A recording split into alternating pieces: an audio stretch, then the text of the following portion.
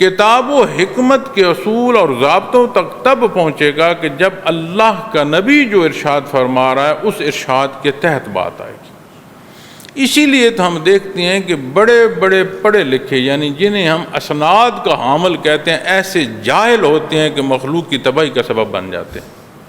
اور وہ لوگ جن کے پاس ظاہری علوم نہیں ہوتے،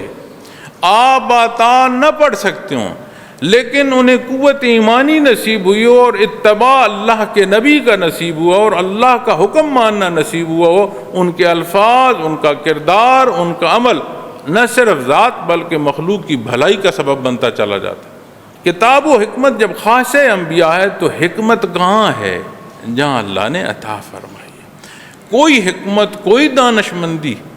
جو آپ صلی اللہ علیہ وسلم کے فرمان کے مطابق نہیں ہے، وہ نہ حکمت ہے، نہ وہ دانشمندی ہے، نہ اس میں ذاتی فائدہ ہے، نہ اس میں اجتماعی فائدہ ہے، نہ اس کا آج فائدہ ہے اور نہ اس کا آخرت کے دن کا فائدہ ہے۔ الحمدللہ رب العالمین، والصلاة والسلام علی حبیبہ محمد وآلہ وصحبہ اجمعین، اما بعد، اعوذ باللہ من الشیطان الرجیم، بسم اللہ الرحمن الرحیم۔ قالت رب انا یکون لی ولد ولم یمسسنی بشر قال كذلك اللہ یخلق ما یشاء اذا قضى امرا فانما یقول له کن فیکون۔ اللہم سبحانک لا علم لنا الا ما علمتنا انک انت العلیم الحکیم۔ مولایا صلی وسلم دائما ابدا علی حبیبک من زانت بالسرور۔ محترم سامعین کرام، السلام علیکم ورحمۃ اللہ وبرکاتہ۔ ارشاد باری تعالیٰ ہے اور حضرت مریم علیہ السلام نے جو اللہ کے حضور عرض کیا اس سے ابتدا ہے۔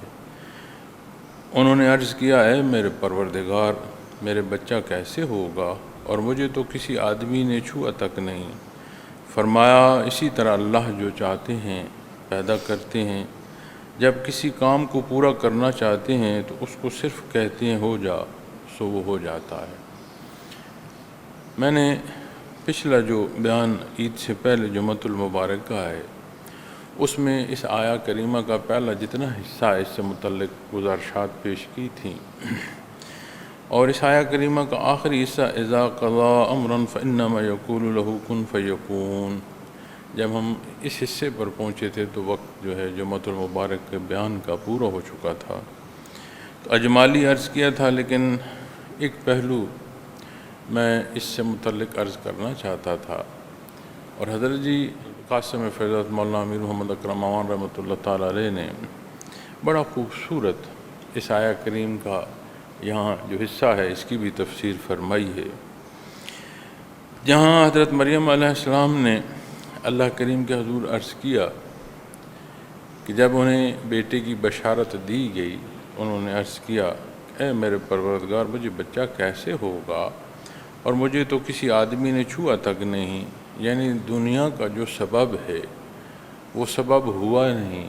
اور اللہ کا فرشتہ جو ہے وہ بچے کی خوشخبری سنا رہا ہے، تو یہ ممکن کیسے، ایسے ہو کیسے سکتا ہے؟ دو حصے سمجھنے کی ضرورت ہے۔ ایک حصہ وہ جو اللہ کریم نے مقرر فرمایا ہے، یعنی اس خلق کو سبب کا جو حصہ عطا فرمایا ہے۔ دوسرا حصہ وہ ہے جو اللہ جل شانہ کی قدرت ہے، اسی قدرت سے یہ سبب بھی عطا فرمائے ہیں، اور وہی قدرت کاملہ جو ہے وہ کسی سبب کی محتاج نہیں ہے۔ اس لیے کہ اللہ کریم کی ذات خالق ہے، باقی جو کچھ ہے بھلے وہ اسباب ہی ہوں، وہ ساری مخلوق ہے، اور اللہ کریم کی ذات کے علاوہ جو کچھ ہے وہ مخلوق ہے، تو مخلوق کو اللہ کریم نے جو نظم دیا ہے اس کی حدود و قیود مخلوق کے لیے ہیں، لیکن جب بات ذات باری تعالیٰ کی طرف آئے گی تو اللہ جل شانہ کی ذات اور قدرت کاملہ جو ہے وہ کسی سبب کی محتاج نہیں، وہ مسبب الاسباب۔ تو جب بچے کی پیدائش بغیر والد کے، بغیر سبب کے، جو دنیا میں رائج نظم ہے، جو اللہ ہی نے مقرر فرمایا، جو سبب اللہ ہی نے بقائے انسانی کے لیے مقرر فرمائے ہیں، لیکن جب بات ذات باری تعالیٰ کی طرف آتی ہے تو یہاں استثناء آ جاتا ہے، اس لیے کہ ہر شے اس کی کامل قدرت میں ہے، اور وہ قدرت ایسی کامل ہے جیسا جو چاہے، جب چاہے، جیسا چاہے وہ ویسا ہوتا ہے۔ ہم اپنی زندگی کے معاملات میں بڑے وعدے اور وعید کرتے ہیں، ایسا ہوگا، یہ کیا جائے گا، یہ میں ذمہ لیتا ہوں، اور قرآن کریم کسی بھی ایسے معاملے کے ضمن میں جو رہنمائی فرماتا ہے وہ فرماتا ہے اس کے ساتھ انشاءاللہ لگایا کرو، اللہ نے چاہا تو۔ اب اللہ کریم کا چاہنا پھر وہ حصہ ذات پر نہیں رہتا، اس کی نسبت ذات باری تعالیٰ کی طرف ہو جاتی ہے، اس لیے کہ مخلوق حتمی بات کر نہیں سکتی۔ مخلوق کی حتمی بات صرف وہ ہے جو اللہ کی نسبت ہے اور جو اللہ کریم نے اسے تعلیم فرمائی۔ جب اس کی ذات اور اس کے اعمال اور اس کے اختیار کی بات آتی ہے تو بات حتمی نہیں ہے، ہو سکتی نہیں ہے، اس کے پاس اختیار نہیں۔ اسی لیے کسی بھی معاملے میں جو معاملہ کیا جانا ہے یا جس کے متعلق سوچا جا رہا ہے یا جو کرنے کی تیاری کی جا رہی ہے یا جس کا وعدہ کیا جا رہا ہے، ان معاملات کے ساتھ اللہ کریم نے پسند فرمایا ہے، حکم فرمایا کہ انشاءاللہ ساتھ شامل کیا جائے، اس لیے کہ ہونا وہ ہے جو اللہ کریم چاہتے ہیں۔ تو جب بات آئی کہ سبب کے بغیر بارلا یہ کیسے ممکن ہے، قال کذالک اللہ یخلق ما یشاء، اللہ جل شانہ نے فرمایا۔ اب آپ علیہ السلام سے جبریل امی مخاطب ہیں اور ابتدائی حصے میں فرشتوں کا کلام بیان فرمایا گیا ہے، اور یہاں یہ ارشاد فرمایا گیا ہے، فرمایا اسی طرح اللہ جو چاہتے ہیں پیدا کرتے ہیں۔ اب اس میں نسبت وہ جو اللہ کا فرشتہ عرض کر رہا ہے وہ بھی ہے، اور یہ پہلو بھی ہے کہ کوئی بات ایسی جو آپ علیہ السلام پر منکشف ہوئی ہو، کوئی بات ایسی جو آپ کے وجدان میں آئی ہو، آپ کے الہام میں آپ کو الہام کی گئی ہو، یہ اللہ کریم کے دست قدرت میں ہے۔ چونکہ پچھلے حصے میں فرشتے کا کلام بیان فرمایا گیا اور متصل جو آیات آ رہی ہیں اس میں پھر فرشتے کا کلام نہیں ہے، اس کا اطلاق اس کلام کی نسبت بھی ہو سکتا ہے، اور یہ پہلو بھی ہو سکتا ہے کہ من جانب اللہ جو ہے کوئی شے منکشف ہو جائے، کسی شے کا مشاہدہ ہو جائے، کسی شے کا الہام ہو جائے۔ اب یہ بھی اللہ کریم کے دست قدرت میں ہے۔ اور ایک اور پہلو وہ یہ ہے کہ آپ علیہ السلام جو ہیں نبیہ نہیں ہیں، کوئی عورت جو ہے، کوئی خاتون جو ہے، معزز ترین خواتین جو ہیں جنہیں اللہ کریم نے بہت بلند مراتب عطا فرمائے ہیں، آپ علیہ السلام بھی ان بلند مراتب، جو بلند ترین مراتب کی حامل خواتین اللہ نے پیدا فرمائی ہیں، آپ بھی وہ خوشبخت ان خواتین میں سے ہیں۔ لیکن اللہ کریم نے کسی خاتون کو نبیہ نہیں پیدا فرمایا، رسالت نہیں عطا فرمائی، اس پر اپنا کلام جو ہے اسے نہیں عطا فرمایا کہ کلام ذاتی جو ہے ان پر اللہ کریم نے وحی کی ہو۔ اسی سبب جب آپ کیفیات قلبی اور ان حصوں کی تقسیم کی بات کرتی ہیں تو اولیاء اللہ کی نسبت میں بھی جب ہم دیکھتے ہیں ذاتی حیثیت میں کسی کا ولیہ ہونا اور بات ہے، اور اس سے کیفیات قلبی کا تقسیم ہونا یہ بات اور ہے۔ اسی لیے کوئی ایسی ولیہ جس سے قلوب کو کیفیات کی تقسیم یا صدری علوم کا تسلسل ہو، تاریخ تصوف میں نہیں ملتی۔ ذاتی حیثیت میں زہد و تقوی کی بات آئے، عبادات کی بات آئے، وہ الگ پہلو ہے، لیکن اس سے مخلوق کی تقسیم، اس لیے کہ یہی اصول ہے، مخلوق میں یا امت میں وہی رائج ہوتا ہے جو اللہ کا نبی اور اس کا رسول مبعوث ہو کے جو اصول اور ضابطہ عطا فرماتا ہے، وہی ضابطے امت میں رائج ہوتے ہیں۔ تو جب بات آپ علیہ السلام کی آئی تو فرشتے نے کلام کیا، اللہ کریم نے فرمایا۔ اب جب اللہ کریم کا کلام کسی کو نصیب ہو تو یہ ممکن نہیں ہے اس دار فانی میں کہ کلام ذاتی جو ہے اسے برداشت کیا جا سکے۔ اللہ کریم کا احسان ہے کہ اللہ کریم نے اس میں استثناء جو ہے حضرت موسیٰ علیہ السلام کو عطا فرمایا۔ برداشت نہیں ہے مخلوق میں، وہ کامل، اس کی قدرت کاملہ ہے، وہ اس کے اختیار میں ہے، اس نے اختیار عطا فرمایا۔ اب آپ علیہ السلام نے جب دیدار باری تعالیٰ کی عرض کی تو آپ اسے برداشت نہیں کر سکے، بلکہ پہاڑ برداشت نہیں کر سکے، جل کر سیاہ خاک ہو گئے۔ اب یہاں جب بات آتی ہے کہ آپ علیہ السلام کو اللہ کریم نے فرمایا اسی طرح اللہ جو چاہتے ہیں پیدا کرتے ہیں۔ اب یہ کس نسبت سے نصیب ہوا؟ فرشتے کا کلام ہے،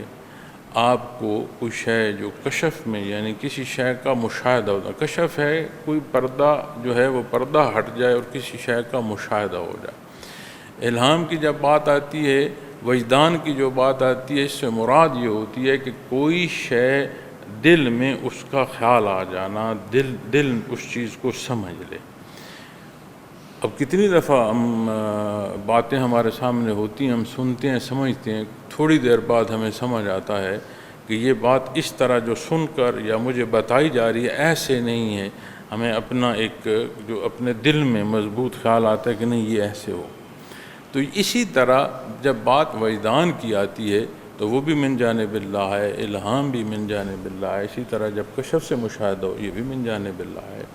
لیکن یہاں بہت بڑا جو فرق ہے وہ یہ ہے کہ یہی حصہ اللہ کے نبی اور اس کے رسول کی نسبت جب آئے گا تو معاملہ اور ہوگا، اور یہی حصہ جب ولی کی نسبت آئے گا تو معاملہ یا بات یا حیثیت اور ہوگی۔ اب وہاں اللہ کا نبی جو ہے اسے جو کچھ عطا کیا جا رہا ہے، اللہ کا نبی معصوم ہے، مقرب ہے، اسے اس درجے کی اللہ کریم کی عطا ہے کہ اس کی سمجھ میں خطا نہیں ہے۔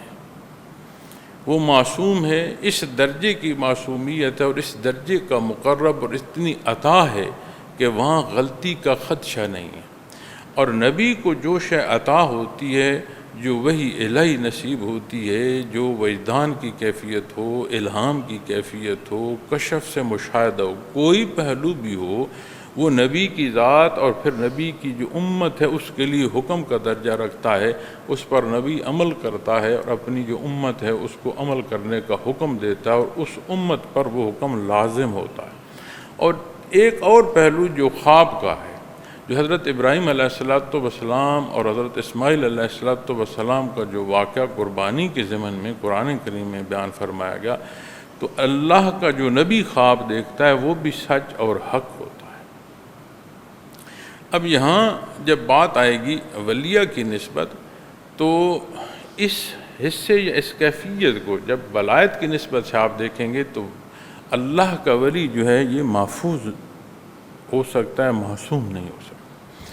اللہ کریم اسے حفاظت عطا فرما دیتے ہیں، وہ اپنے اعمال صالح ایمان کے ساتھ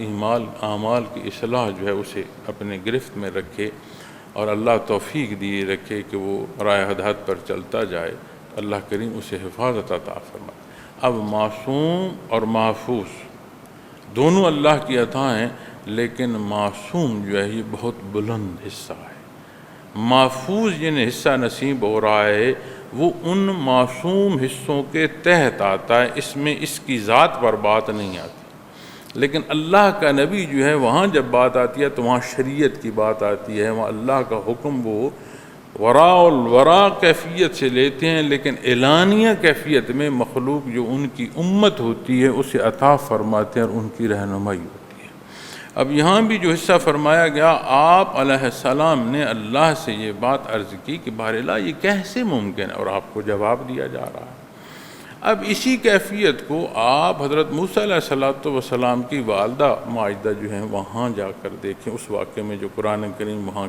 ارشاد فرماتا، وہاں بھی ان کے قلب کو اللہ کریم نے تسلی دی ہے، ان کے قلب کو اللہ کریم نے جو ہے سہارا دیا ہے، اور انہیں اپنے بچے کے پلٹ کر آنے کا، انہی کے پاس پرورش کرنے ہونے تک کا حصہ قرآن کریم نے آیا کریم میں بیان فرمایا۔ تو جب بات یہاں ہم اپنے کشف و مشاہدہ کی کرتے ہیں، اور کتنی ہی ہمارے روزمرہ کے معاملات میں یہ باتیں، اور پھر بالخصوص شعبہ تصوف میں بات کی جاتی ہے، تو یہ سمجھنے کی ضرورت ہے کہ یہ جو ایک رواج ہے کہ کشفاً دیکھا جائے میرے مسائل کہاں، یہ حصہ درست نہیں ہے۔ کشفاً بتایا جائے کہ میرا جو فلاں چیز ہے گم ہوگی وہ کہاں، یہ حصے درست نہیں ہیں۔ یا کسی نے کشف یا مشاہدہ یا الہام کی کسی کیفیت سے، وجدان کی کسی کیفیت سے کسی شے کو سمجھا اور وہ دوسروں کو کہے کہ اس پر تم عمل کرو، یہ حصہ درست نہیں ہے، اس لیے کہ جو حکم اللہ کا نبی اللہ جل شانہ کی طرف سے جسے اسے نصیب ہوتا ہے وہ حکم اس کی امت کے لیے بھی ماننا لازم ہے۔ لیکن یہ پہلو ولی کی نسبت آئے گا تو یہ تو بطور توارث ہے، اس کی ذات نہیں ہے، یہ وراثت میں ہے۔ تو کوئی پہلو جو یہ سمجھے کسی حصے سے اسے اللہ کے نبی کا جو مقرر کردہ حدود و قیود ہیں اس کے تحت ہونا لازم ہے، ایک بات۔ دوسری بات، اس میں اس کی ذات تو ہو سکتی ہے، دوسرے لوگ نہیں ہو سکتے، اس لیے کہ جو اللہ کی مخلوق کی طرف حکم ہے وہ مکمل ہو چکا ہے۔ اور اگر آج کوئی مشاہدہ یا کسی طرح کے کشف کی بات کرتا ہے تو سب سے پہلا حصہ جو ہے کہ وہ اس کی ذات کی بات ہے، دوسروں کو اس کو شامل نہ کرے۔ اللہ کا نبی یہ اس کا مقام ہے کہ اس نے کوئی شے دیکھی ورا ذرائع سے مخلوق کو بتائی، یہاں تک اللہ کا حکم ہے اس کی مخلوق، وہ مخلوق ہے، اس نے اپنا نبی مبعوث فرمایا ہے ان کی رہنمائی کے لیے۔ یہ وہ اصول اور ضابطہ ہے جو اللہ نے مقرر فرمایا۔ غیر نبی جب اس بات کو مخلوق یا دوسرے لوگوں کو یا بالخصوص سلسلہ عالیہ کا کوئی ذمہ دار کسی ساتھی کو کہتا ہے تو کیا وہ اپنی نبوت کا دعویٰ کر رہا ہے؟ اللہ نے اس پر وحی کی ہے اور وہ دوسروں کو کہہ رہا ہے کہ اس کے مطابق عمل کرو۔ اس پہلو کو جب آپ سمجھیں گے اور جانچیں گے تو آپ کو سمجھ آئے گی کہ یہ کتنا نازک موضوع ہے اور اس کا جواب دینا ہے اللہ کے حضور، اور یہ مشکل ہوتا ہے۔ پھر کسی کو کوئی مشاہدہ ہو، الہام ہو، وجدان ہو، کوئی پہلو وہ خواب کے حصوں میں دیکھتا ہے تو سب سے پہلی جو بات یا پیمانہ ہے وہ قرآن و سننا ہے۔ ان اصول اور ضابطوں کو جو اللہ نے مقرر فرما دیے ہیں ان کے تحت اسے دیکھے گا، پھر اسے دیکھتے ہوئے اس پر عمل کرنا اس کی ذات کی بات ہے۔ نہ عمل کرے تو اس پر گناہ نہیں ہے، عمل کرے تو شاید ظاہری پہلوؤں میں اس کو فائدہ ملے، لیکن بنیادی اصول پر۔ اور ایک اور پہلو اور انتہائی نازک پہلو وہ یہ ہے کہ اکثر لوگ نشانی تلاش کرتے ہیں کہ میں 3 پر عمل کرتا ہوں یا میں ان جو حالات میں ان سے نکل آتا ہوں، لیکن اللہ مجھے کوئی نشانی عطا فرمائے، کوئی من جانب اللہ مجھے حکم مل جائے، کوئی ایسی صورت پیدا ہو جائے کہ مجھے یقین آ جائے کہ ہاں دین پر عمل کرنا جو ہے یہ میرے لیے ضروری ہے اور اللہ مجھے پکار رہا ہے۔ یہ اپنے لیے بدبختی پیدا کرنے کا سبب ہو جاتا ہے۔ کیوں؟ غور فرمائیں، پورے کا پورا قرآن کریم آپ کو مخاطب فرما رہا ہے، 30 پارے اللہ کا کلام آپ کو مخاطب فرما رہا ہے۔ اللہ کریم کے حبیب امام الانبیاء نبی کریم صلی اللہ علیہ وسلم مبعوث ہو کر ہر پہلو سے آپ کی رہنمائی کا سبب فرماتے ہیں۔ اتنی بڑی عطا کے بعد ایک وہ جسے اپنے جیسا ساتھ بٹھانا بھی پسند نہ کرے اور وہ بارگاہ عزت سے یہ طلب کرے کہ جیسا میں چاہتا ہوں ویسے ہو، اگر اس حصے اور اس کیفیت سے دیکھیں گے تو شریر کانپ جائے گا کہ میں تو بہت بڑی گستاخی کا مرتکب ہوں۔ جب جس لمحے نیکی کا خیال نصیب ہو جائے اسے کسی پہلو سے اس میں تردد نہ آنے دیں، اس پر عمل شروع کر دیں۔ یہ نہ کہیں ہاں میں دیکھتا ہوں میں کروں گا، نہیں، یہ اللہ کی عطا ہے کہ آپ کو ایک نیکی کی راہ نصیب ہو رہی ہے، اسے قسطوں میں نہ ڈالیں۔ کل کا کیا آنے والے لمحے کا نہیں معلوم کہ جو سانس لی ہے یہ دوبارہ سانس پلٹ کر لے سکوں گا، یہ یہی آخری ہوگی، یہ کوئی نہیں جانتا۔ تو جب بات ولایت کی آئے گی تو بطور توارث اور تحت آئے گی، اور صوفیاء جب اس موضوع پر بحث کرتے ہیں تو وہ فرماتے ہیں کہ جب کوئی اللہ اللہ کرنا شروع کر دیتا ہے تو یہ نہیں ہے کہ وہ نمازیں چھوڑتا ہے، یہ نہیں ہے کہ وہ تسبیحات یا نوافل کی عبادت نہیں کرتا، وہ کرتا جاتا ہے، وہ غلطیاں کمزوریاں چھوڑتی جاتی ہیں، جوں اللہ اللہ نصیب ہوتی ہے، جوں کیفیت قلبی نصیب ہوتی ہیں، جوں سینہ قلب روشن ہوتا ہے، غلطیاں اور کوتاہیاں چھوڑتا جاتا ہے۔ لیکن وہ فرماتے ہیں کہ سب سے آخر جو غلطی یا خطا ایک صوفی کے ساتھ بھی چمٹی رہتی ہے اور سب سے آخر جا کر نکلتی ہے، وہ اس کی انا، کہ میں یا مجھے یہ پسند نہیں ہے یا مجھے یہ پسند ہے یا میری مرضی یا میری خواہش۔ یہ اتنی سخت خرابی ہے کہ یہ سب سے آخر جا نکلتی، اور جب یہ سمجھ آ جائے کہ میں تو ہوں کچھ نہیں، جو کچھ ہے اللہ کی ذات ہے، معاملات، اپنی سوچیں، اپنے اعمال، یہ سب آسان ہوتے چلے جاتے۔ سب سے بڑی جو رکاوٹ ہم اپنے لیے پیدا کرتے ہیں وہ اپنی ہی ذات میں پیدا کر دیتے ہیں، وہ حصہ جسے کوئی اور سن نہیں رہا ہوتا، لیکن ہمارے اندر اتنا بڑا شور ہوتا ہے کہ میری خواہش، میری مرضی یا میری پسند۔ آج تو ہم میری مرضی پر تو جلوس نکالتے پھر رہے ہیں نا، اللہ کا جو حکم ہے اسے ہم نے پس پشت ڈال دیا ہے، اور زندگی اور مرضی ہم سمجھتے ہیں اپنی ہے۔ اللہ فرماتا ہے کہ کسی کو اپنی پیدائش پر اختیار ہے۔ اللہ فرماتا ہے کہ اگر اختیار ہے تو اللہ کی جو زمین و آسمان کی حدیں ہیں ان سے نکل جاؤ۔ اللہ فرماتا ہے کہ ان اعمال کے ساتھ تم میرے حضور پیش ہو۔ تو قرآن کریم دیکھیں ایک ایک چیز بیان فرماتا ہے، اور جو کچھ ہم الفاظ بیان کر رہے ہیں یہ بھی ہمارے سوال نامے میں داخل ہو رہے ہیں، اور اس کے اثرات یہاں بھی بھگتنے ہوں گے اور اس کا جواب وہاں بھی دینا ہوگا۔ تو کیا کہتے ہیں؟ ہماری زندگیاں ہیں، ہماری مرضی۔ تمہاری زندگی میں تمہارا کیا دخل ہے؟ یہ اللہ کی عطا ہے۔ تمہاری مرضی میں نفسانی خواہشات ہوں گی، شیطنت ہوگی، مخلوق کے لیے تکلیف ہوگی۔ جو اصول اور ضابطے اللہ دے رہے ہیں اس میں مخلوق کی بھی بھلائی ہے، گرد و پیش کی جو وہ مخلوق جسے ہم بے جان سمجھتے ہیں ان کی بھی بھلائی ہے۔ یہ موسم کا جو تغیر و تبدل ہے اس تک کی وہ بھلائی ہوتی ہوئی تمہاری ذات تک آتی ہے، اور یہ بھلائی صرف یہاں نہیں ہے، تمہیں اخروی حیات جہاں ہمیشہ رہنا ہے وہاں کی کامیابی سے بھی جا ہمکنار کرتی ہے۔ تو جب بات اس سمجھنے کی آئے تو ان تمام پہلوؤں اور نزاکتوں کو سمجھنے کی ضرورت ہے، اور معاملہ جب رب العالمین اللہ جل شانہ کی نسبت آتا ہے، قال کذلک اللہ یخلق ما یشاء، اللہ کریم فرماتے ہیں اسی طرح اللہ جو چاہتے ہیں پیدا کر دیتے ہیں۔ اب کسی شے کا نہ ہونا اور اس کا ہونا یہ بہت بڑا فرق ہے۔ ہم ہوتے ہوئے شب و روز کا چلنا بالعموم اسے سمجھتے ہیں، اس سے پیشتر جائیں شے ہے کوئی نہیں، نہ ہونے سے ہونے میں آئی، ہو کے چلنا تو آسان ہے، نہ ہونے سے ہونا ہو یہ سمجھ سے باہر بات ہے، لیکن ہم مخلوق ہیں اس لیے ہمیں اس بات کی سمجھ نہیں آتی۔ جب اسی بات کی نسبت اللہ کریم کی طرف ہوگی تو وہ تو قادر مطلق ہے۔ اذا قضا امرا فانما یقول له کن فیکون، اور فرمایا جب کسی کام کو پورا کرنا چاہتے ہیں، اذا قضا امرا فانما یقول، تو اسے ارشاد فرماتے ہیں یقول له کن فیکون۔ اب یہ کیا ارشاد فرمایا جا رہا ہے؟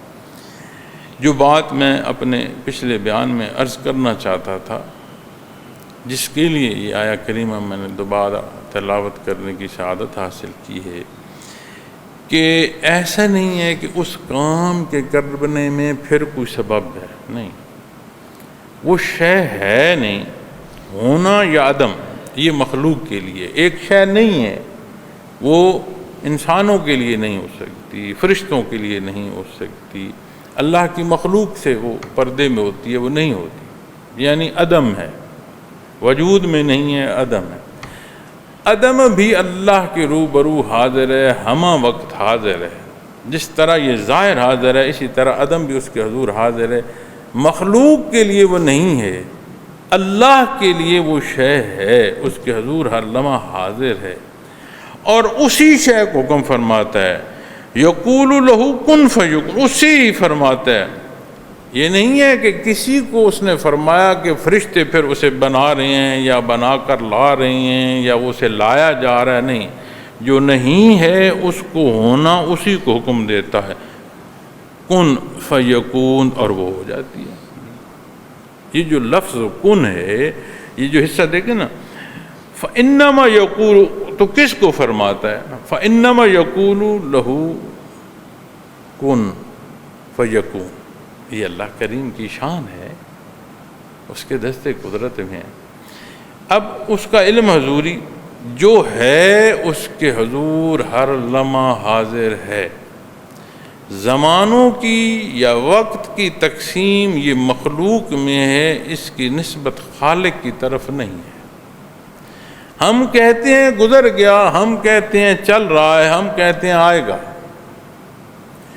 تو اس کے حضور ہر شے، ہر لمحہ حاضری ہے، ازلی اور ابدی اس کا علم ہے، ہر شے اس کے حضور ہمہ وقت حاضر ہے، اور جسے جو حکم دیتا ہے، یہ نہیں ہے کہ جی وہ کسی سبب کو کہے گا کہ جی اسے لایا جائے یا اسے بنایا جائے، جس شے یا جس حصے سے متعلق بات ہے اسی کو حکم دیتا ہے، یعنی جو نہیں ہے اس کے حضور وہ بھی ہے، عدم ہے ہمارے نزدیک نہیں ہے، فرشتے نہیں جانتے، انسان نہیں جانتے، مخلوق نہیں جانتے، وہ جانتا ہے، تو وہ نہ ہونے کو فرماتا ہے، وہ ہو جاتا ہے اور ہر چیز سامنے آ جاتی ہے۔ یہ آئے گی بات اللہ کریم کی قدرت کی،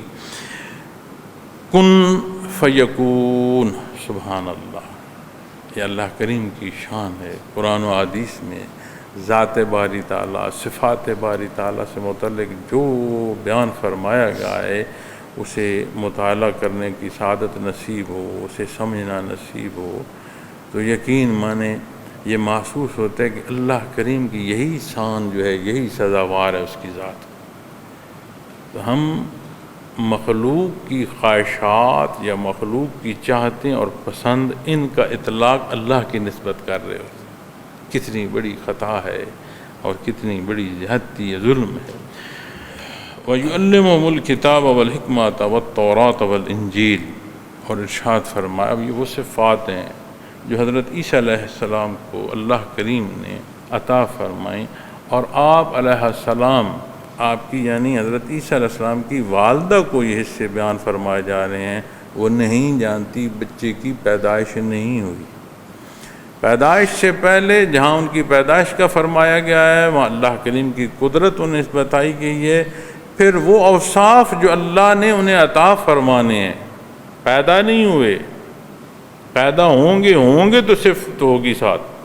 ہے کچھ نہیں۔ اللہ کریم وہ غیب کی خبریں جو ہیں، اطلاع عن الغیب، آپ علیہ السلام کو اللہ عطا فرما رہے ہیں۔ یہ نہیں سوچنے کی ضرورت کہ مخلوق جو ہے وہ سوال کرے گی کہ اے مریم تو یہ بیٹا کہاں سے لائی ہے، اور دوسری جگہ قرآن کریم نے یہ واقعہ بھی بیان فرمایا کہ وہی جو آبادی کے لوگ ہیں انہوں نے یہ سوال کیا، اب بیٹا کیسے ہوگا اس کا بھی جواب ارشاد فرمایا، اور وہ سوالات جو آپ کے قلب میں شاید تکلیف کا سبب ہو رہے ہیں کہ یہ کیا ہوگا، یہ پورا معاملہ کیسے ہوگا، اللہ نے فرمایا ایسا بیٹا عطا فرماؤں گا کہ ان کو کتاب اور حکمت یعنی دانائی کی تعلیم فرمائیں گے، اور صرف بالعموم بات نہیں ہے، تورات اور انجیل کلام ذاتی احکامات باری تعالیٰ جو ہیں۔ اب تورات جو ہے یہ تو آپ سے پہلے اللہ نے نازل فرمائی، اس کا بھی علم، اور انجیل جو آپ کو عطا فرمانی ہے اس کا بھی علم جو ہے اللہ کریم انہیں عطا فرمائیں گے۔ تو ہر طرح کا سوال، کوئی خدشہ آپ علیہ السلام کے دل مبارک میں ہے اس کا بھی وہ جواب دیں گے، اور جو مخلوق کی ضرورت رہنمائی بالعموم کی ہے، ہر حصے میں اللہ کریم انہیں حکمت اور دانش عطا فرمائیں گے۔ اب اس پہلو کو یہ جو بعد وَيُعَلِّمُهُمُ الْكِتَابَ، یہ جو کتاب والحکمہ، یہ جو اور حکمت، کتاب و حکمت یعنی دانش مندی، جو حکمت و دانش ہے یہ خاص نبوت ہے، اس کے لیے اسناد یعنی سندوں اور کالج یا یونیورسٹیوں کی یا استادوں کی ضرورت نہیں ہوتی، یہ وہ علم لدنی ہے جو اللہ اپنے نبی اور رسول کو عطا فرماتا ہے، اور جہاں بعثت نصیب ہوتی ہے، بعثت رسالت اور اس نبوت کے ساتھ وہبی طور پر یہ سارا حصہ جو ہے یہ اس ہستی کو نصیب ہو جاتا ہے، منتقل ہو جاتا ہے۔ اس کے لیے کسی اور کے کوئی ضرورت نہیں ہے، وہ جو اللہ کی عطا ہے، وہ جو چن لیتا ہے اپنے مقرب ہستی کو، اس کا وہ چننا جو ہے اس خصوصیت کا حامل کر دیتی ہے کہ کتاب و حکمت کا علم نصیب ہو جاتا ہے۔ اب جب ہم کتاب و حکمت،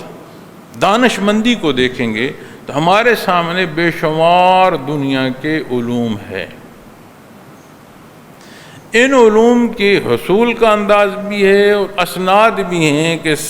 تحصیل علم کے بعد کون کون سے مدارج ہیں۔ اب ان مدارج کے حصول کے لیے کتنی ماہ و سال زندگی ہم بسر کرتے ہیں، تو پھر ہمیں اسناد ملتی ہیں کہ یہ ڈاکٹریٹ لیول کا جو ہے اس کے پاس علم ہے۔ اب عمومی علوم سے وہ کالج گیا، یونیورسٹی گیا، پھر اور تحقیق میں گیا، مقالے لکھے، ایک صاحب رائے کی حیثیت تک پہنچتی ہوئی تب جا کر یہ ڈاکٹریٹ کی ڈگری ملتی ہے، عمومی طور پر نہیں ملتی۔ لیکن جب ہم اپنی اسی کیفیت یا ان علوم کو جو دنیاوی حصوں تک ہیں، اور یاد رکھیے جو انسان کا وجود اور اللہ نے اسے تخلیق فرمایا، یہ انتہائی خوبصورت تخلیق، احسن الخلق، یہ ایسا حسین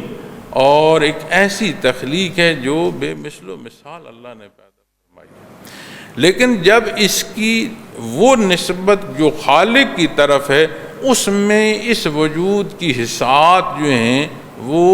اس خلق سے باہر نہیں نکل سکتی، صرف ایک پہلو سمجھ سکتی ہیں، خلق کو ہی دیکھتی ہوئی، خلق سے باہر جاتی ہوئی نہیں۔ اس خلق کی ترتیب اور اس کی بناوٹ اور اس کا چلنا اسے یہ بات سمجھنے پر اور مجبور کر دیتا ہے کہ کوئی ایک ذات ہے جس نے یہ نظام بنایا ہے، جو اس نظام کو چلا رہا ہے، جس کی قدرت ایسی ہے کہ اسے کوئی آگے سے روک نہیں سکتا، کلی طور پر وہ قادر مطلق ہے۔ اب اس سے باہر وہ کیسا ہے، اسے کیا پسند ہے، مجھے اس نے پیدا فرمایا، کیوں پیدا فرمایا، مجھ سے پہلے کیا ہے، مجھ سے بعد کیا ہے، یہ وجود انسانی کی حیثیت نہیں ہے کہ ان حصوں کو وہ سمجھ سکے۔ ان حصوں کو سمجھانے کے لیے اللہ کریم اپنی مقرب ہستیاں انبیاء اور رسول مبعوث فرماتے ہیں اور کلام ذاتی عطا فرماتے ہیں۔ اب جب ہم اس خلق کے علوم تک رہ جاتے ہیں جو کہ حتمی نہیں ہے، سائنس کی بات کریں، آپ سائنس کے تحت طب کی بات کریں اور معاشرتی علوم جاننے کے حصوں کی بات کریں، تحقیق کی بات کریں، آپ اس شعبے کی بات کریں جہاں کلام کی نزاکت آ جاتی ہے، یعنی ادبی حصے، وہ حصے جو شاعری کے ہیں جنہیں قرآن فرماتے ہیں، ان وادیوں میں سر پٹکتے ہیں جن سے ان کا خود تعلق نہیں ہوتا۔ لیکن ان تمام حصوں کو جب آپ خلق ہی کے حصوں تک رکھتے ہیں تو یہ حتمی بات نہیں ہے۔ کوئی علم، کوئی جاننا، کوئی دعویٰ، کوئی ماننا کتاب و حکمت کے اصول اور ضابطوں تک تب پہنچے گا کہ جب اللہ کا نبی جو ارشاد فرما رہا ہے اس ارشاد کے تحت بات آئے گی۔ اسی لیے تو ہم دیکھتے ہیں کہ بڑے بڑے پڑھے لکھے، یعنی جنہیں ہم اسناد کا حامل کہتے ہیں، ایسے جاہل ہوتے ہیں کہ مخلوق کی تباہی کا سبب بن جاتے ہیں۔ اور وہ لوگ جن کے پاس ظاہری علوم نہیں ہوتے، آپ نہ پڑھ سکتے ہوں، لیکن انہیں قوت ایمانی نصیب ہوئی ہو اور اتباع اللہ کے نبی کا نصیب ہوا اور اللہ کا حکم ماننا نصیب ہوا ہو، ان کے الفاظ، ان کا کردار، ان کا عمل نہ صرف ذات بلکہ مخلوق کی بھلائی کا سبب بنتا چلا جاتا۔ کیوں؟ اس لیے کہ یہ خاصہ انبیاء ہے۔ اب کتاب و حکمت جب خاصہ انبیاء ہے تو حکمت کہاں ہے؟ جہاں اللہ نے عطا فرمائی ہے۔ اس سے باہر جو قدم نکلے گا، اس سے باہر جو سوچ نکلے گی، اس میں حکمت اور دانش مندی نہیں ہو سکتی۔ اور دکھ کی بات ہے کہ مسلمان معاشروں میں مسلمان نام کے ساتھ جو تبصرہ دین کے خلاف یا دین پر اعتراض کے پہلوؤں میں کیا جاتا ہے، ہم کہتے ہیں یہ دانشور ہے۔ کمال ہے، یہ کیسا دانشور ہے جو حق کے خلاف بول رہا ہے، جو شیطنت کو جائز کہہ رہا ہے اور حق کو پر معترض ہو رہا ہے، یہ دانش ہے؟ یتلو علیہم آیاتی و یزکیم و یعلمہم الکتاب والحکمہ، یہ فرائض نبوت نبی کریم صلی اللہ علیہ وسلم کے قرآن کریم میں بیان فرمائے گئے۔ جہاں اللہ کریم نے مخلوق کو شرائط ایمان عطا فرمائی ہیں، جہاں تزکیہ نفس عطا فرمایا، کتاب و حکمت جو روزمرہ کی زندگی تک کے معاملات ہیں، عبادات سے لے کر ان تمام کی رہنمائی کہاں سے نصیب ہونی ہے؟ در مصطفیٰ صلی اللہ علیہ وسلم سے۔ کوئی حکمت، کوئی دانش مندی، جو آپ صلی اللہ علیہ وسلم کے فرمان کے مطابق نہیں ہے، وہ نہ حکمت ہے، نہ وہ دانش مندی ہے، نہ اس میں ذاتی فائدہ ہے، نہ اس میں اجتماعی فائدہ ہے، نہ اس کا آج فائدہ ہے اور نہ اس کا آخرت کے دن کا فائدہ ہے۔ ایک اصول اور ضابطہ جو دیا جا رہا ہے وہ یعلمہم الکتاب والحکمہ، اور ان کو کتاب اور حکمت کی تعلیم دی جائے گی۔ اب وہ گود سے کلام مخلوق سے کر رہے ہیں، اور پاکیزگی والدہ محترمہ کی جو ہے اس پر شہادت دے رہے ہیں، وحدانیت باری تعالیٰ سے لے کر مخلوق کو اس کے حضور کیسے حاضر ہونا ہے اور آج کا حکم کیا ہے، ان حصوں تک وہ کلام کریں۔ بچپن میں بھی کلام کریں گے اور دھیڑ عمر میں بھی کلام کریں، دونوں حصوں کو کلام فرمائے، یعنی جتنا جامع و اقبل وہ دھیڑ عمر میں کلام کریں گے، اسی درجے کا کلام اس عمر میں کہ جو گہواری کی عمر ہے اس میں بھی وہ اللہ کا نبی کرے گا۔ اب یہ سارا حصہ کیسے نصیب ہوا؟ نور نبوت سے۔ جو بعثت ہے یہ اوصاف نبوت کے ساتھ نصیب ہوتی ہے، اور اوصاف نبوت میں جو دانش مندی اور حکمت ہے یہ اللہ عطا فرماتے ہیں۔ اسے آپ علم لدنی کہہ سکتے ہیں، اور علم لدنی کی گفتگو میں اولیاء اللہ کے نام اور ان کی جو انداز تعلیم و تربیت کے ہیں وہ بے شمار پہلو زیر گفتگو رہتے ہیں۔ یہاں بھی یہ نسبت کسی ولی کی طرف آئے گی تو بطور توارث آئے گی، اور درست اس حصے کو مانا جائے گا جو تحت ہوگا اللہ کے نبی اور رسول۔ تو ہمارے پاس تو بڑا خوبصورت پیمانہ ہے قرآن کریم۔ نبی کریم صلی اللہ علیہ وسلم کا بہت بڑا معجزہ ہے جو اللہ نے ہمیں عطا فرمایا۔ ہم اس سے استفادہ نہ کر سکیں، اس میں قصور ہمارا ہے۔ ہم قرآن و سنت سے استفادہ نہ کر سکیں، یہ ہماری بدبختی ہے، وگرنہ قیامت تک کے ہر سوال کا جواب قرآن و سنت میں موجود ہے۔ جب قرآن کی بات کرو گے تو نبی کریم صلی اللہ علیہ وسلم کی ذات، جس ذات نے ہمیں قرآن کریم پہنچایا، وہ ذات جس نے اس کے حدود و قیود مقرر فرمائے، وہ ذات جس نے عملی نمونہ پیش فرمایا مخلوق کو، یہ عطا ہے اللہ رب العالمین کی۔ تو جب بات کتاب و حکمت کی آئے گی تو اپنی ساری دانش مندی، یہ جو ہم اہل خانہ کو، اپنے بچوں کو، اپنی برادری کو، اپنے زیر انتظام جو لوگ ہمارے ماتحت ہیں، انہیں جب ہم سبق سکھا رہے ہوتے ہیں نا کہ جی یہ کام درست ہے اور یہ کام نہیں درست، اپنا پیمانہ درست کرنے کی ضرورت ہے۔ کیا کہ یہاں تورات و انجیل بیان فرمائے گی، چونکہ وہ کلام ذاتی اس وقت اللہ کا وہ حکم تھا، تورات کی نسبت تھا، پھر انجیل کی نسبت ہوا۔ ہمیں اللہ کریم نے قرآن کریم عطا فرمایا جو تمام سابقہ کتب ہیں ان کی بھی تصدیق فرماتا ہے، اور جب تمام کی تصدیق فرماتا ہے وہ سارے حصے جو اللہ کریم نے ہمیں خبر کے حصوں میں عطا فرمایا، جو ہمارے ایمانیات کے پہلوؤں سے، ان تمام کی تصدیق بھی کرتا ہے، اور اصول اور ضابطے ہمیں عطا بھی ہوتے ہیں۔ حضرت ابراہیم علیہ السلام سے متعلق نہیں فرمایا ایک اللہ کے ہو کر رہے، انہی کی نسبت عمل کرو، جیسے وہ اور ان کے رفقا عمل کر رہے تھے ایسے عمل کرو، یہ قرآن نہیں فرماتا۔ تو وہ سارے حصے قرآن کریم ہمیں عطا تصدیق بھی فرماتا ہے، اور جنہیں اللہ نے پسند فرمایا احکامات میں، ان احکامات کا تسلسل بھی ہے، اور جہاں اللہ کریم نے جس حکم کو جس نسبت سے بدلا، اب جو ایمان کی بنیادی حصے ہیں، جو اطلاع ہے، اس میں فرق نہیں، احکام کی بات آتی ہے، جیسے عبادات کے احکامات ہیں ان میں فرق آتا ہے، روزے کا، نماز کا، ان حصوں کا جو فرق آتا ہے، حرمت کا فرق آتا ہے۔ تو فرمایا ان کو کتاب اور حکمت یعنی دانائی کی تعلیم فرمائیں گے، والتوراۃ والانجیل، اور تورات اور انجیل کی۔ تو میں نے عرض کیا کہ تورات حضرت موسیٰ علیہ السلام پر اللہ کریم نے نازل فرمائی، اور جب وہ نازل فرمائی اور اللہ نے انہیں وسیلیں عطا فرمائیں، جب وہ 40 دن کے چلے پر کوہ طور پر اللہ کریم نے انہیں حکم فرمایا، اور پیچھے جو سامری جادوگر کا اور بچڑا، یہ سارا آپ قرآن کریم سے دیکھتے ہیں، اور اس میں اللہ نے ان کے لیے وہ نور انہیں عطا فرمایا تھا جو عملی زندگی کی ضرورت ہے، وہ رہنمائی، وہ ضابطے، وہ اصول، جو بنیاد وحدانیت باری تعالیٰ سے لے کر اس مخلوق کے عمل کرنے تک کی باتیں ہیں، جو سامان اس نے یا حصہ اکٹھا کر کے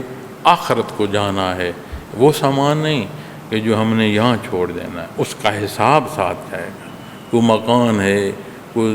مال و دولت ہے، یہ اٹھا کر کوئی نہیں لے جائے گا۔ فرعون نے مال و دولت جو ہیں وہ قبروں میں دفن کیے تھے، مقبروں میں دفن کیے تھے، اور مقبرے ایسے بنائے تھے کہ جو آج بھی یہ کہے جاتے ہیں کہ وہ ایک بناوٹ میں اپنی مثال رکھتے ہیں۔ 7 غلام دفن کیے، 7 خوراک دفن کی، 7 سواریاں دفن کی۔ ہوا کیا کہ وہ ہڈیاں جو ہیں، وہ وجود جو ہیں وہ خاک ہوئے، اور اوپر سے چور پڑ گئے، انہوں نے مقبروں کے پرخچے اڑا دیے، اور اپنی وہ چیزیں جو انہوں نے سونے چاندی اور خوراکیں استعمال کرنی تھیں وہ مخلوق اڑا کر لے گئی۔ تو ساتھ رکھنے سے بھی یہ ساتھ جاتے نہیں ہیں، لے جانا تو کو جا، کوئی ساتھ رکھ دینا تو بھی ساتھ نہیں جاتے۔ تو سامان جو دنیا کا یہ جو اپنی وراثت میں ہم چھوڑیں گے، اس کا حساب ساتھ جائے گا۔ کیسے حاصل کی، کیسے بنائی، وہ جواب دینا پڑے گا۔ لیکن جب بات ساتھ جانے کی آئے گی تو وہ حصے جو اللہ نے عطا فرمایا، تو تورات میں بنی اسرائیل کو وحدانیت باری تعالیٰ سے لے کر وہ اعمال صالح جو اخروی تعمیر تک بالعموم زندگی کے ہیں وہ بھی ہیں۔ ایک نور تھا، ایک ہدایت جو انہیں عطا فرمائی۔ آپ حضرت عیسیٰ علیہ السلام کو اللہ نے انجیل کا بھی علم عطا، اور تورات و انجیل اور اس سے پہلے کتاب و حکمت، کلی معانوں میں جو اللہ کا حکم ہے اس کا ادراک اللہ کے نبی کو نصیب ہوتا ہے۔ یہ آیا کریمہ ارشاد فرما رہی ہے۔ جس نے بھی حکمت یا دانشمندی اختیار کرنی ہے یا اس کی مطابقت زندگی میں حاصل کرنی ہے، بنیاد ہے اتباع۔ امت محمد الرسول اللہ صلی اللہ علیہ وسلم کے لیے بالکل واضح حصہ جو ہے اتباع محمد الرسول اللہ صلی اللہ علیہ وسلم ہے۔ اس سے باہر نہ حق ہے اور نہ کو حق حاصل کر سکتا ہے۔ جتنا قدم باہر جائے گا اتنا بڑا جواب دینا پڑے گا، اتنی خرابی ذات سے مخلوق تک پھیلانے کا سبب ہوگا۔ جواب ذاتی نہیں، مخلوق تک کی جو خرابی ہے اس کا دینا پڑے گا۔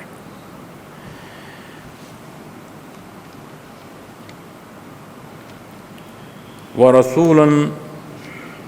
إِلَى بَنِي اسرائیل، اور فرمایا اور پیغمبر ہوں گے بنی اسرائیل کی طرف۔ یہ رہنمائی کرنا اللہ کے نبی اور رسول کی۔ اللہ کا نبی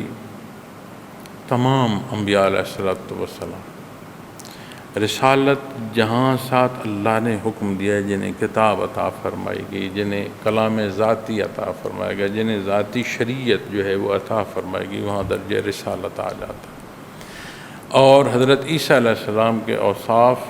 اور ان پر اللہ کی عطا،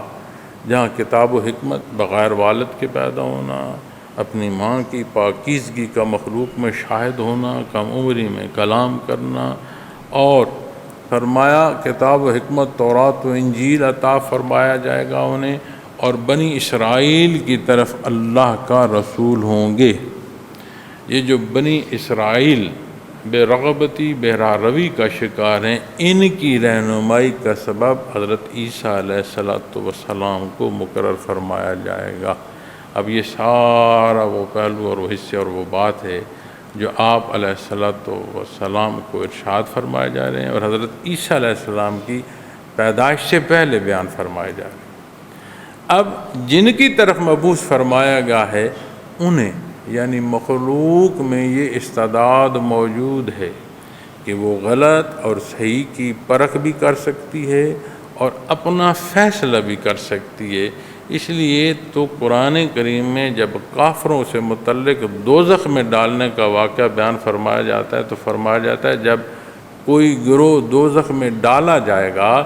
تو فرشتے جو دوزخ پر مقرر ہیں ان سے پوچھیں گے کہ کیا تمہارے پاس کوئی اللہ کی طرف سے ڈرانے والا نہیں آیا تھا؟